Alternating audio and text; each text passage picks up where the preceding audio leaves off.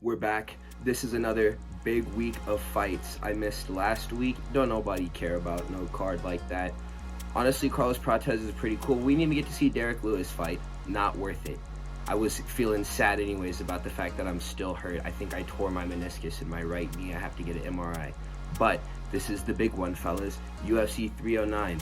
The GOAT, the greatest duck of all time. The G-Dat. The G-Dote. The G-Dote is fighting Stipe Miocic in what may be both of their last fight. So going up the card from the beginning of the prelims all the way to the main card, we're going to start off with Veronica Hardy versus Eduarda Maura.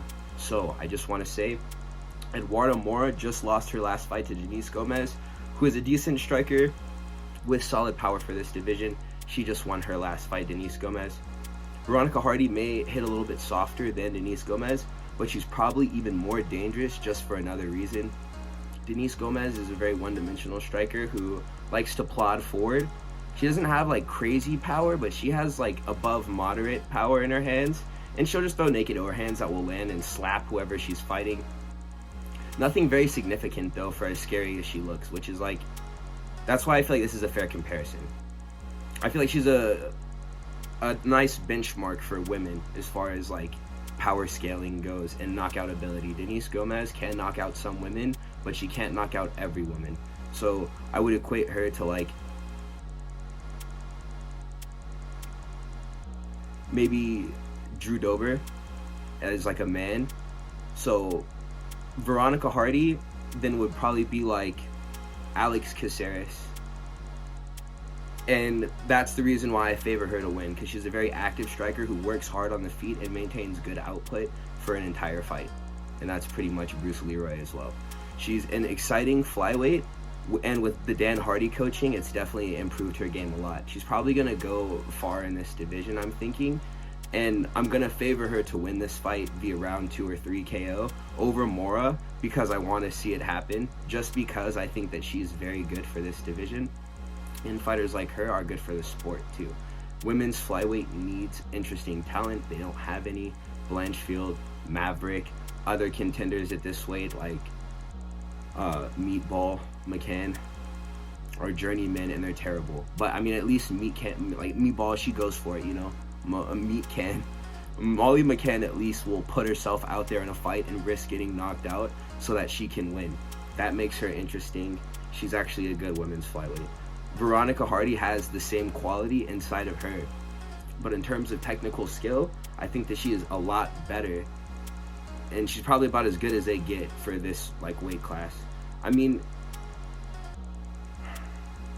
I want to hype up Valentina and be like nobody's as good as her, or you know, Grasso, but they both like, if someone is really like cold, they can cook that entire top 5, dude. Like Blanchfield, Nama Yunus, all of those girls. So I kind of want to see Veronica Hardy be the one who does it. She's kind of like Norma Dumont at 135, but with less power here, and she's faster. So round 2 or 3 KO over Eduarda Maura. Eduarda Maura is not good. She just lost her last fight, and it wasn't a good showing for her at all. So we're going to move on to the next one. It's going to be Bassil Hafez versus Oban Elliot. Bassil Hafez's career up until this point has honestly been pretty solid. I just want to give some kudos to that boy, because his career hasn't been like really bad, to be honest. 2 pretty solid fights in the UFC. He won both of them. Well, no, he didn't. My bad. I mean, he won our hearts in this first fight in his debut. It was against Jack Della Maddalena, which is about as hard of a test as you can get to start. They schedule him down in his next fight against Gall, I think it was. And Gall made, honestly, he put on a good test. Like, he definitely represented himself well in that fight. Gall didn't just roll over, but Bassil Hafez did beat him handedly. So the thing that matters the most to me and who I'm going to choose for this fight is just the fact that Oban Elliot is a pretty unimpressive striker who has skimmed by some other dudes that I believe to be not very good, you know, like Preston Parsons or Val Woodburn. I used to make jokes all the time after Bo Nickal knocked out Val Woodburn that he was the greatest fighter of all time, Val Woodburn was, but I mean, for whatever it's worth, he was dropping Oban Elliot a bunch of times in this fight. Oban Elliot looked goofy and got dropped in literally every round against Val Woodburn. still won the fight. So, I mean, like, cool. But I think he'll get knocked out pretty easily by Bassil Hafez in the second round of this fight, just based off of the fact that he was dropped so many times by Val Woodburn. I think that Bassil Hafez is probably a cut above Val Woodburn, as he's shown in a fight against who may be the best welterweight in the active roster right now. So I think that putting stock in him isn't really a bad idea. He probably knocks out Oban Elliot in the first or second round. Like I said, we're going to move on now. We have Mcghee Gall, who we were just talking about, versus Ramiz Brahimaj. So Ramiz Brahimaj was a COVID-era Apex legend, like Revenant. And he disappeared for 2 years in 2022 after an injury sidelined him. So he is an Albanian fighter, and he lost to Tybura. He's like one of the few Albanian fighters on the roster. So, I mean, that's kind of cool that he reps like a unique country. That's fire. But he lost to Tybura, and he lost to Mcghee too. And this is pretty awkward because of all of his wins in years prior, whenever he was still like actively fighting before he got hurt, they're pretty small and insignificant. And then he gets like moderate tests and then just gets butchered or loses a decision against like guys who aren't good, dude. So I think that Mcghee Gall had a pretty decent performance against Bassil Hafez, like I was just talking about. And he's also been laid off for like an equal amount of time. You know, he didn't fight since 2022 for 2 years.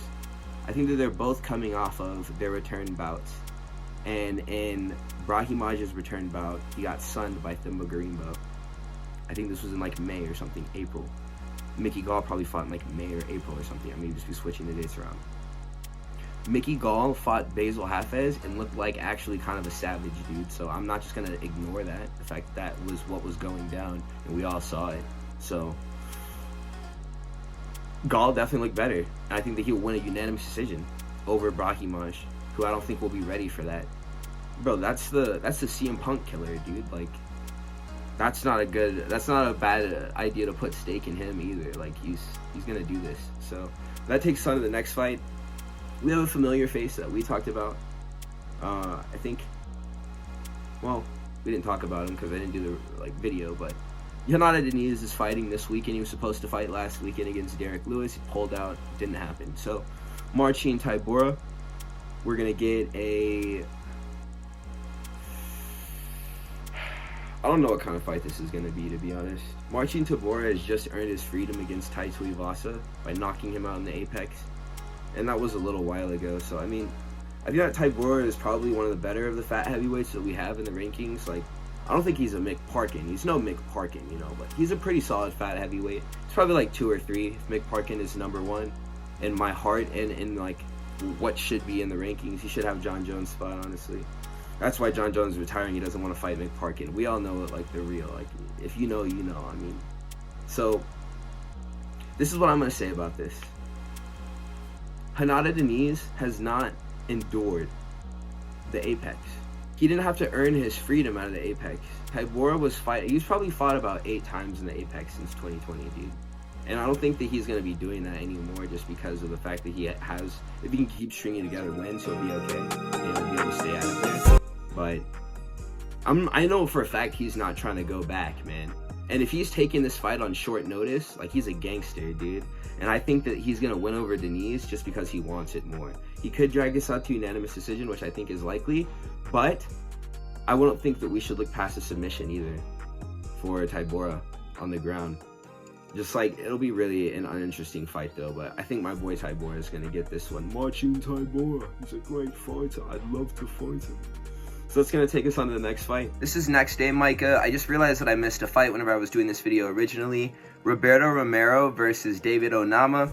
Let's break this one down. Okay, so Roberto Romero, he's fighting out of Combate Global, which I actually know a fighter in Combate Global. His name is Tony Cortez. Keep an eye out for him. He's going to be in the UFC very soon.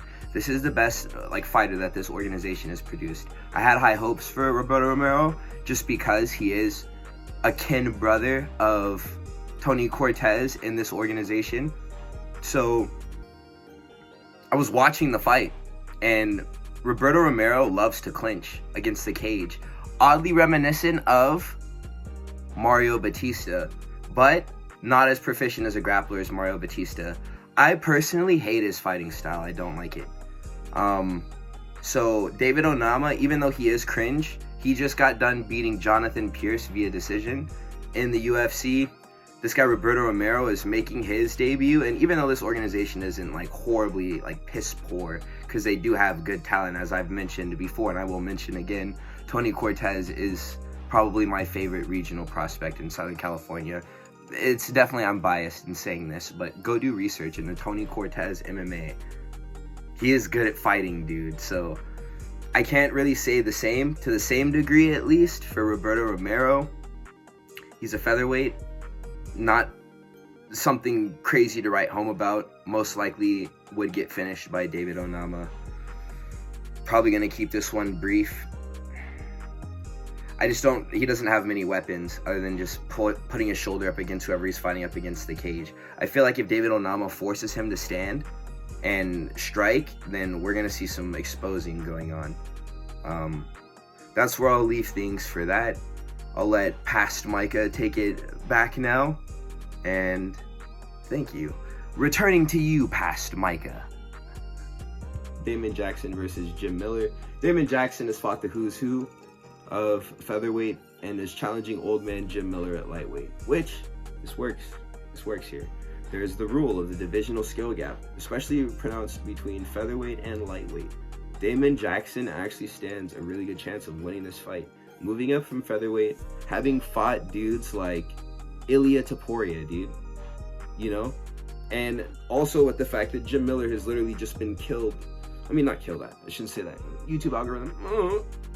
He's been like, he got beat up. He got beat to near death by Bobby Green at UFC 300. I mean, he's very old. He's got a lot of miles on him. Damon Jackson has a fair bit of mileage on him too. He's been knocked out a good bit.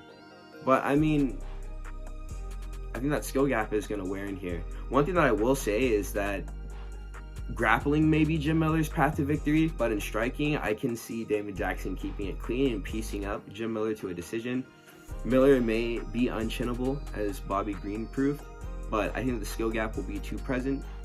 I mean, he's not unchinnable objectively, but I think to Damon Jackson, he may be unchinnable. So he's going to be spending a lot of time hitting him in the face, in the body. We'll see how this goes, but I think that he can just win on the cards. I think the skill gap will be too present to the point where Damon Jackson will need a knockout to win. I think that he can just win a decision. So that's what I'm going to go with, unanimous decision for Damon Jackson. We're going to move up the card now. We have Christian Weidman versus Eryk Anders. And man, let me just say, Chris Weidman is getting a free stroll down easy street in exchange for what he endured with his leg injury and the fact that he was champion before and beat Silva and yakety smackety. And he had a pretty good run in the 2010s as well. It was pretty good. Anyways, Eryk Anders is laughably bad. And this is both as a striker and a grappler. He did a show with like Renato Laranja and Karen Bryant back in the day. Thought it was funny.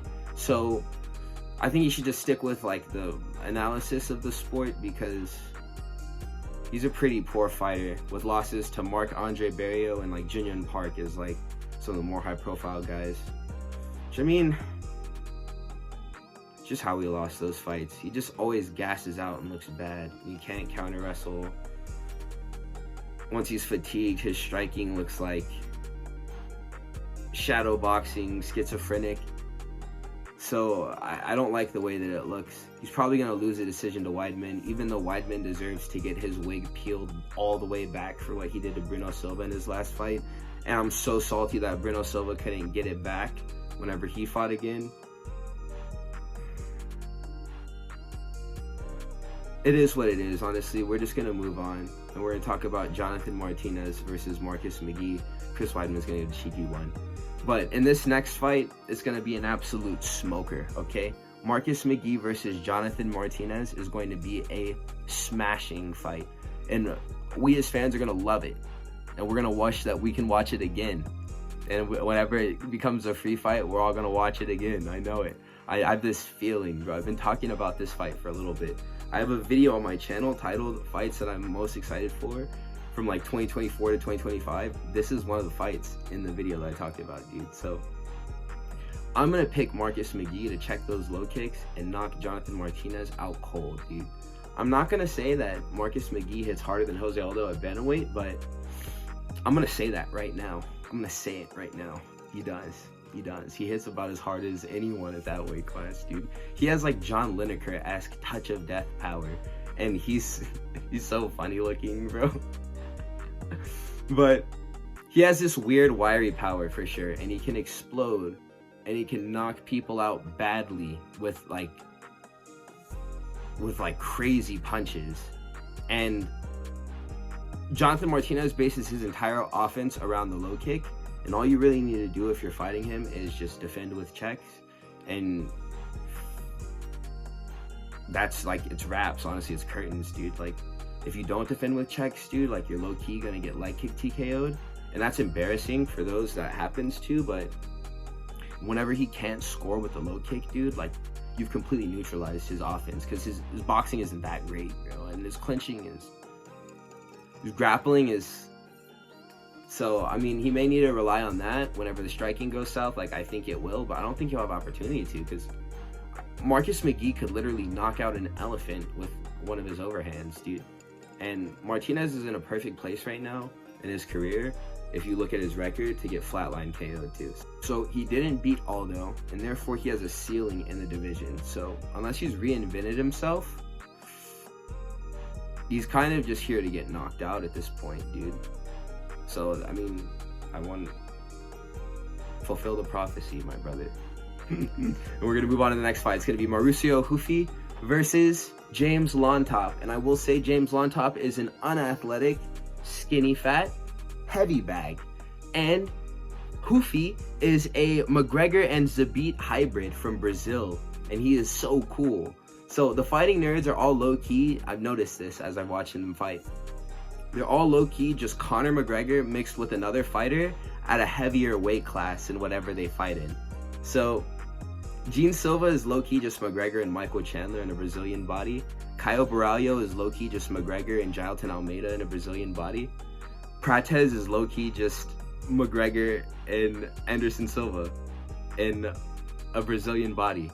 So all these boys go crazy, and Ruffy is someone that I'm especially excited to see in the development of the UFC because he's very stylish, dude, as a kickboxer, and super flashy as a grappler too.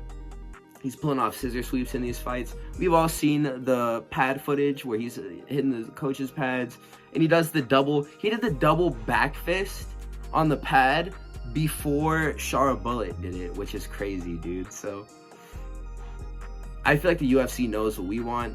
They want to see this guy style on James Llontop just as much as we do. That's why they made this fight. So he's going to put this guy away in 2 rounds max. And it's going to be via brutal KO. And that's going to be my pick. So we're going to move on. Karine Silva versus Viviane Araujo. I think that was going to be the first fight on the main card as well that we just discussed. This is going to be the second fight, which is an absolute stinker, dude. This on the main card is such a head scratcher, like, because it's not even better than Tybura versus Diniz, bro. That's low-key going to be a better fight than this. High-key, it's going to be a better fight than this. So that should have been here, which is, like, disappointing that it's not.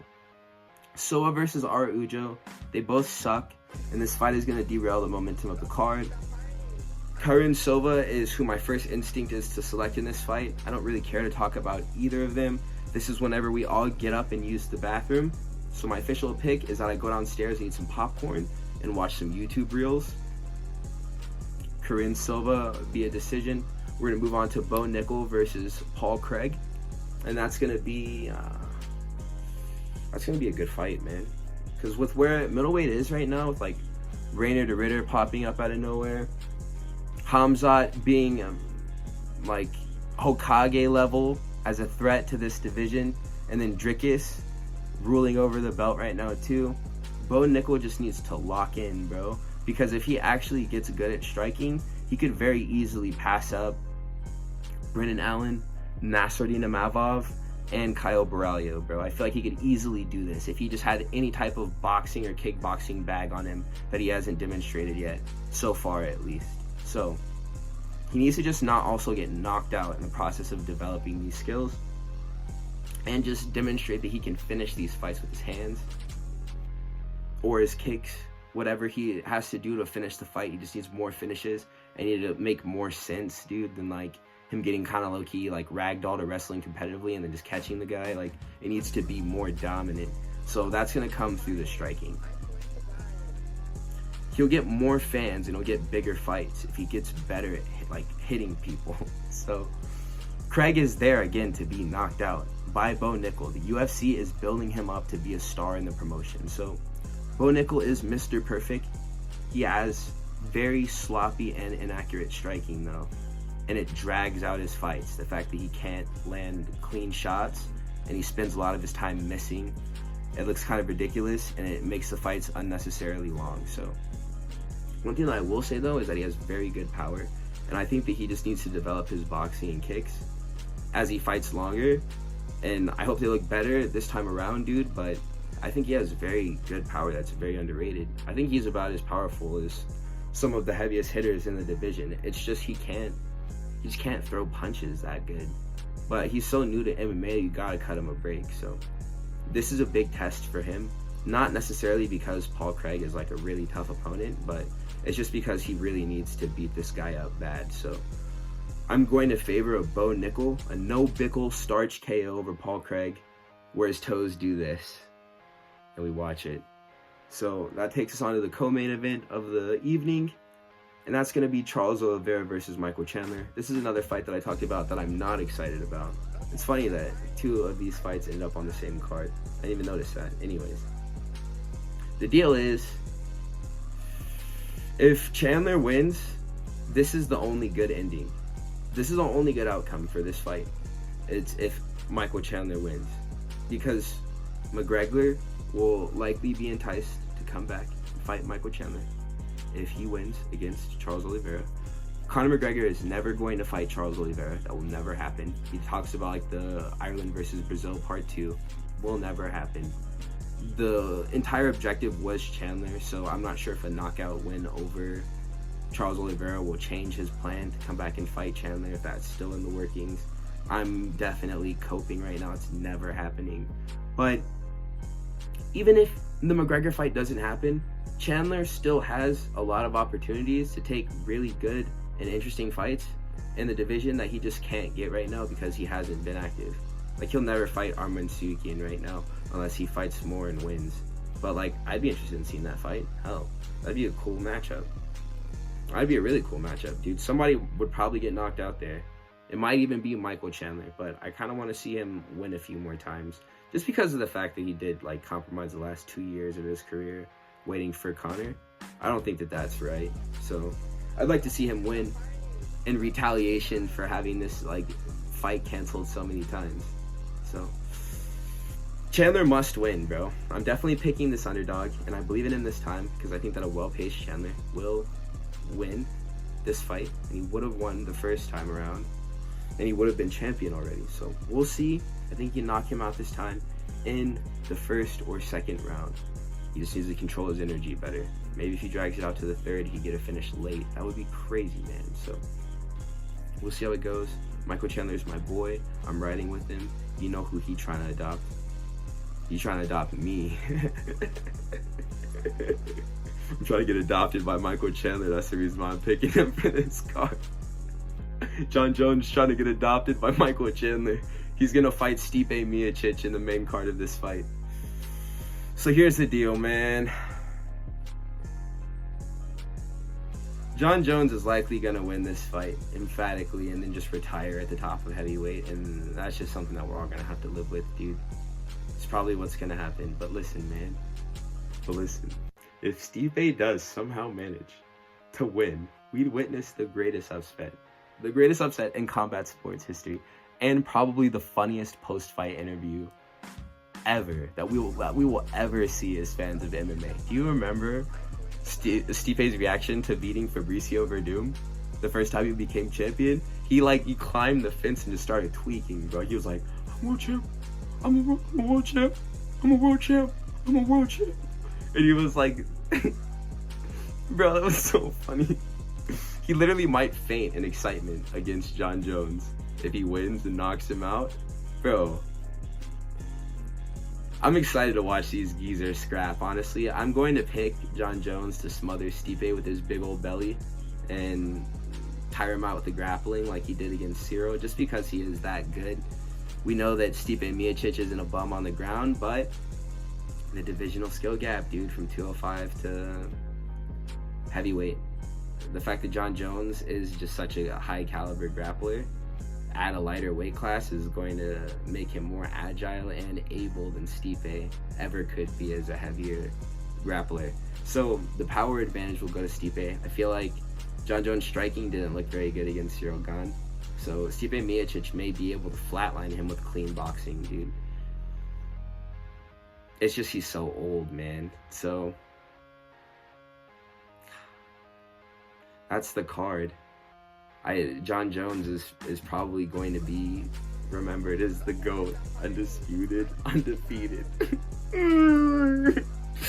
Bro, the worst would be if he literally beat Stipe and then stayed in the sport and then beat Tom Aspinall just to prove he could do it after we talked all this crap. Bro, that would literally make me have an aneurysm, dude. So that's the bad ending.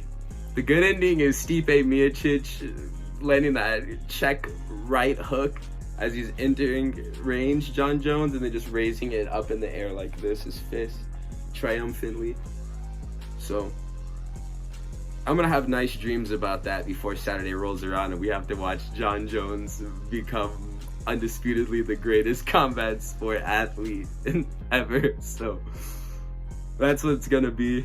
I feel like I got hurt for a reason. I felt myself slipping into a depression last week, and that's the reason why I didn't make a video. But I had to lock in, dude. I started a new job like a couple of days ago, so it's not all bad, man. I'm getting out the house, I'm seeing people, I'm interacting with folks, you know. I am healing at a slow rate, but I believe I actually did tear my meniscus in my right knee, which sucks because I can't run or lift or fight, man, and that's literally what I hurt myself doing. So as soon as I heal, I'm going back to the fighting gym and we're gonna get it on and cracking. But I may be months, dude, and I'm very sad about it. I can at least still lift sometimes, like, and hit upper body, but sometimes my leg hurts, man. I don't want to walk around and carry weights, so been taking it easy. I feel like God is telling me that I need to be focusing my attention in other areas, though. Maybe like this. So maybe for the fact that I'm incapacitated right now, I'll be making a lot more YouTube content. I'm gonna try for it. So thank you guys for sticking around up until this point. Have a beautiful day. Please take care. And please don't be like Jon Jones. I mean, I don't want this to be like anti-Jon Jones propaganda, but nobody likes to see like the bad guy win, really, you know? So he is the greatest, though. I mean, like, I make jokes and stuff, but Jon Jones is the best. So